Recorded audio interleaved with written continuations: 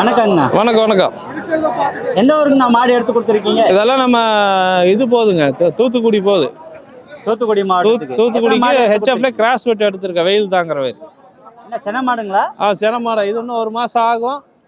இது இன்னும் ஒரு 20 நாள் ஆகும். இன்னும் 20 நாள்ல? ஆமாம் ஆமாம். சரிங்க. என்ன மாதிரி கஸ்டமருக்கு நீங்க என்ன மாதிரி பார்த்து வாங்கி கொடுங்க? இல்லை, அவங்க கொஞ்சம் பிரீடு மாடு வேணும்னு சொன்னாங்க. பிரீடு மாடு வாங்கினா தூத்துக்குடி வெயிலுக்கு தாங்காது. சும்மா எல்லாமே ஹெச்எஃப் மாடு எடுத்து கொடுத்தாலும் செட் ஆகாது. இப்படி இடவெட்டு கிராஸ் வெட்டு மாடு எடுத்து கொடுத்தா தான் அங்கே தாங்கும் ஃபார்முக்கு.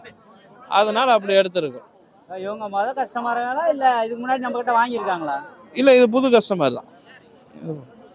எல்லாமே வண்டி எல்லாமே நம்மளே ரெடி பண்ணி எல்லாம் இருக்குது. அதெல்லாம் ரெகுலராக எப்பயும் போய்க்கும். இப்போ மாடு வாங்குறவங்க நம்ம வாங்கின கஸ்டமர் சொல்லி தான் வந்திருக்காங்க. கஸ்டமர் நம்ம கிட்ட ஆல்ரெடி வாங்கின கஸ்டமர் சொல்லி வந்திருக்காங்க. சரிங்க. நம்ம இதே மாதிரி எல்லா கஸ்டமரும் ஆல்ரெடி ஒன்னர்கிட்ட சொல்லி எத்தனை பேர் வந்திருக்காங்க?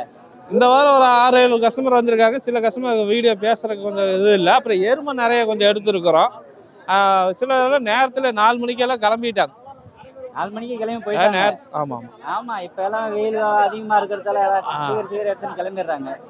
இப்ப வெயில் காலம் அதிகமா இருக்கிறதால மாடு இந்த மாதிரி மாடு எல்லாம் வெயில் தாங்கன்ற மாதிரி எடுத்து. ஆமா, அதுக்கு தான் கிராஸ் வெட்ல எடுத்து கொடுத்துருக்கோம். கிராஸ் வெட்ல தான் எடுத்து. ஆமா. போய் நெரசனை கொண்டு போனாலும் வெயிலுக்கே புது இடத்துக்கு செட் ஆகாது, கொஞ்சம் இழப்படுக்கும். அதனால ஒரு காய் வெட்டில் எடுத்தோம்னா